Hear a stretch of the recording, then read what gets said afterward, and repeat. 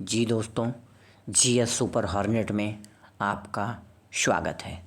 आप चैनल को सब्सक्राइब कर लीजिए। आज हम अध्ययन करेंगे कि शरीर के अंदर खून का यानी कि रक्त का हमारे मानव शरीर से लेके विभिन्न प्रकार के प्राणियों में क्या महत्व है, उसका क्या काम है, उसमें कितने प्रकार के कण मौजूद होते हैं, इन सभी चीज़ों का हम अध्ययन करेंगे। जी दोस्तों, रक्त एक प्रकार का तरल संयोजी ऊतक होता है और किसी भी व्यक्ति में रक्त की जो मात्रा होती है वह उसके भार का 7% होता है। वयस्क मनुष्य के अंदर 5 से 6 लीटर रक्त होता है, जबकि महिलाओं में हाफ लीटर, लगभग आधा लीटर खून पुरुषों की अपेक्षा कम होता है। जी दोस्तों, अब आती है बात ब्लड कितने प्रकार के होते हैं। तो दोस्तों, ब्लड के प्रकार। जी दोस्तों, ब्लड में मुख्यतः 2 पार्ट होते हैं, 2 भाग होते हैं। एक होता है प्लाज्मा। प्लाज्मा की उपस्थिति मानव रक्त के अंदर लगभग 55% होती है, जबकि दूसरा भाग होता है रक्त कोशिकाएं। रक्त कोशिकाओं की जो मात्रा होती है वो लगभग मानव शरीर में 45% होती है। अब रक्त कोशिकाओं को निम्न 3 अलग अलग भागों में बांटा गया है। जी दोस्तों, तो पहला कण होता है आरबीसी, दूसरा डब्ल्यूबीसी, तीसरा प्लेटलेट्स होती है, यानी कि रक्त कोशिकाओं में ये 3 भाग मुख्य होते हैं। अब हम बारी बारी से इन्हीं भागों के विषय में अध्ययन करेंगे। जी दोस्तों, तो पहला भाग होता है कणों का आरबीसी। आरबीसी की जो मात्रा होती है वो मानव शरीर में 90% तक होती है और इनका जीवन काल जो होता है वह 2 दिन से लेकर 120 दिनों तक होता है, यानी कि 120 दिनों के अंदर आरबीसी पूरी तरह खत्म हो जाएगा और इसके नई कोशिकाएं जन्म ले लेंगी। जी दोस्तों, अब बात आती है कि आरबीसी का निर्माण किस जगह होता है। तो आरबीसी का जो निर्माण होता है वो मानव शरीर के अस्थि मज्जा के अंदर होता है और इसकी जो मृत्यु होती है वो प्लीहा के अंदर होती है, जिन्हें इंग्लिश में स्प्लीन भी कहते हैं। और आरबीसी का कब्रिस्तान, इस प्लीहा को भी आरबीसी का कब्रिस्तान भी कहा जाता है और मानव शरीर के अंदर इसे ब्लड बैंक के नाम से भी जाना जाता है। अब बात आती है कि आरबीसी का मुख्य कार्य क्या है।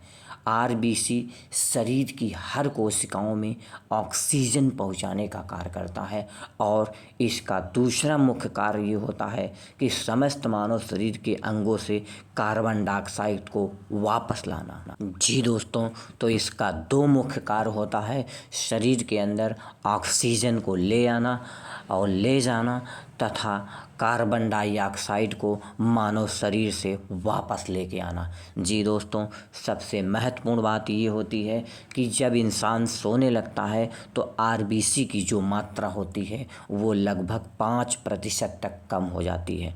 अब बात आती है कि आरबीसी की कमी से होने वाले कौन कौन से रोग हैं मानव शरीर में।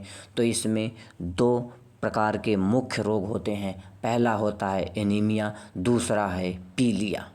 जी दोस्तों, आरबीसी के अंदर एक बहुत ही महत्वपूर्ण प्रोटीन पाया जाता है जिन्हें हीमोग्लोबिन प्रोटीन कहते हैं और इसी हीमोग्लोबिन प्रोटीन के कारण ही हमारे रक्त का जो कलर होता है, जो उसका रंग होता है वो पूरी तरह लाल होता है, इसलिए आरबीसी लाल कलर में होता है। जी दोस्तों, इस प्रकार बहुत सारे क्वेश्चंस यहाँ से बनते हैं कि आरबीसी का जीवन काल कितना होता है, आरबीसी का निर्माण कितना होता है, शरीर के अंदर ब्लड बैंक किसे कहते हैं, आरबीसी का कार्य क्या होता है, इसकी कमी से होने वाले कौन कौन से रोग होते हैं और इसमें कितने प्रकार के प्रोटीन पाए जाते हैं या आरबीसी के अंदर मुख्य प्रकार से कौन सा प्रोटीन पाया जाता है तथा इसके कारण कौन सा रोग होता है, इस तरह के क्वेश्चन बनते हैं। जी दोस्तों, कैसे पता चलेगा कि आरबीसी की मात्रा हमारे शरीर के अंदर कम हो चुकी है? जी दोस्तों, जब आरबीसी की मात्रा हमारे शरीर के अंदर कम होगी तो हमें बहुत तेज़ी से थकान महसूस होने लगेगा। दूसरा कारण होगा कि हमें चक्कर आने लगेगा। तीसरा कारण ये होगा हमारे दिल की धड़कन बढ़ जाएगी। तो इस तरीके से प्रकार से बहुत सारी समस्याओं से हम ग्रस्त हो जाएंगे और हम धीरे धीरे कमज़ोर महसूस करने लगेंगे और इसी के कारण एनीमिया जैसे रोग हमारे मानव शरीर में बढ़ जाता है और इसका कारण केवल एक ही होता है, वो होता है आरबीसी की मात्रा हमारे शरीर में कम हो जाना। ये मुख्य लक्षण है आरबीसी के कम होने के। जी दोस्तों, अब बात आती है कि आरबीसी किन किन के उपायों के द्वारा मानव शरीर में बढ़ाया जा सकता है। तो दोस्तों, हमें ऐसे खाद्य पदार्थों का सेवन करना पड़ेगा जो पूरी तरह से आयरन से भरपूर होंगे, जैसे मांस, कलेजी, हरी पत्तेदार सब्जियां, सूखे मेवे, फलियां और अंडे और दूध का सेवन करना पड़ेगा। जी दोस्तों, इन सभी उपायों की मदद से शरीर के अंदर आरबीसी को, लाल कणिकाओं को बढ़ाया जा सकता है। जी दोस्तों, दूसरा जो खून का कण होता है वो होता है डब्ल्यूबीसी, यानी कि सफ़ेद खून की जो कणिका होती है। जी दोस्तों, इसकी जो मात्रा होती है वो मानव शरीर में सबसे कम होती है और जहाँ तक सवाल है इसके जीवन काल का, तो ये 2 से 4 दिन तक जीवित रहता है, इसके बाद मर जाता है। इसके बाद ये नई कोशिका के रूप में जन्म लेता है। अब बात आती है कि इसका निर्माण कहाँ पर होता है। इसका निर्माण भी अस्थि मज्जा के अंदर होता है और इसके कार्य क्या होते हैं? इसके मुख्य कार्य हैं शरीर को संक्रमण से पूरी तरह बचाना। जी दोस्तों, इसका जो दूसरा सबसे महत्वपूर्ण कार्य होता है वो घाव को भरने में पूरी तरह मदद करता है। जैसे किसी भी व्यक्ति को चोट लग जाती है तो उस चोट को पूरी तरह आसानी से सूखने में, ठीक होने में डब्ल्यूबीसी का बहुत बड़ा योगदान होता है। जी दोस्तों, अब बात आती है कि इसके कमी से कौन कौन से रोग होते हैं। दोस्तों, इसके कमी के कारण एड्स रोग हो जाता है और ब्लड कैंसर के रूप में। जी दोस्तों, इसके कमी के कारण ब्लड कैंसर जैसी घातक बीमारियों से इंसान पूरी तरह त्रस्त हो जाता है। जी दोस्तों, अब बात आती है तीसरे महत्वपूर्ण कण की, जिसका नाम होता है प्लेटलेट्स। प्लेटलेट्स बहुत इम्पोर्टेंट पार्ट है ब्लड का। तो ये एक स्वस्थ मनुष्य में ये कितने कण के रूप में मौजूद होता है?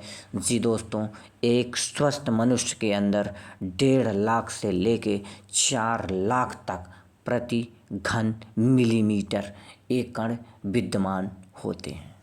जी दोस्तों, बात आती है कि प्लेटलेट्स का निर्माण कहाँ पर होता है।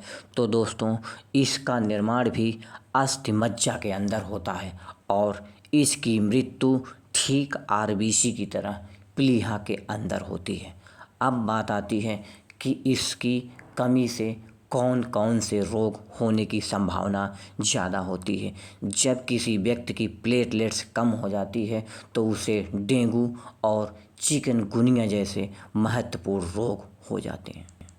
जी दोस्तों, तो इसकी कमी से 2 रोग होते हैं। एक रोग, पहले रोग का नाम है डेंगू तथा दूसरा जो रोग होता है वो होता है चिकनगुनिया, जो इसकी कमी के कारण होते हैं। जी दोस्तों, प्लेटलेट्स की जो कलर और उनका रंग होता है वो आपको स्क्रीन पर दिखाई दे रहा है। इसी कलर में प्लेटलेट्स मौजूद होता है जो मानव और एक व्यक्ति को चढ़ाकर शरीर को पूरी तरह प्लेटलेट्स की संख्या को बराबर किया जाता है। इसी कलर के रूप में डॉक्टर्स हमारे शरीर में प्लेटलेट्स को चढ़ाते हैं, जो यही कलर है। जी दोस्तों, अब बात आती है ब्लड के खून के चौथे सबसे महत्वपूर्ण भाग के विषय में, जिसका नाम है प्लाज्मा। प्लाज्मा एक अजीवित पदार्थ होता है, तरल पदार्थ होता है, जिसके अंदर लगभग 90% पानी तथा 10% विभिन्न प्रकार के प्रोटीन, लवण और ग्लूकोज होते हैं। ये रक्त का सबसे महत्वपूर्ण भाग है। जी दोस्तों, तो इसके अंदर 90% लगभग पानी होता है। अब बात आती है कि इसका कार्य क्या है मानव शरीर के अंदर। तो ये शरीर के तापमान को पूरी तरह नियंत्रित करता है। और दूसरा कार्य ये है कि ये मानव शरीर में घाव भरने के भी काम आता है। तो इसके ये दो महत्वपूर्ण कार्य। जी दोस्तों, इसके अंदर एक महत्वपूर्ण प्रोटीन पाया जाता है, जिसका नाम होता है फाइब्रिनोजेन। और इसका कार्य होता है यह रक्त को पूरी तरह थक्का जमने में मदद करता है। तो यह प्लाज्मा का एक महत्वपूर्ण प्रोटीन है जो इसमें पाया जाता है। जी दोस्तों, यह हमारे मानव शरीर के अंदर किस तरीके से नसों के अंदर चलता है, कार्य करता है, वो आपको स्क्रीन पर दिखाई दे रहा है। जो सफ़ेद कलर का है वो आपका WBC है, यानी कि सफ़ेद खून के कण है। और जो लाल कलर में दिखाई दे रहा है वो आपको RBC है, यानी कि लाल रक्त कणिका है। और जो छोटे छोटे दाने के रूप में दिखाई दे रहा है वो प्लेटलेट्स हैं। तथा ये सभी खून के कण जिस द्रव और जिस तरल के अंदर ये नसों में बहते हैं उसी को हम प्लाज्मा कहते हैं। जो प्लाज्मा भी स्पष्ट रूप से नसों में पूरी तरह दिखाई दे रहा है। जी दोस्तों, एक दूसरे चित्र के माध्यम से हम आपको ये दिखाना चाहते हैं किस तरीके से RBC, WBC, प्लेटलेट्स और प्लाज्मा मौजूद होते हैं। वो इस चित्र के ज़रिए आपको स्पष्ट रूप से दिखाई दे रहा है। तो इसी के साथ दोस्तों मैं इस वीडियो को समाप्त करता हूं। अगर आपको ये वीडियो पसंद आया हो तो चैनल को सब्सक्राइब करें। थैंक यू, धन्यवाद।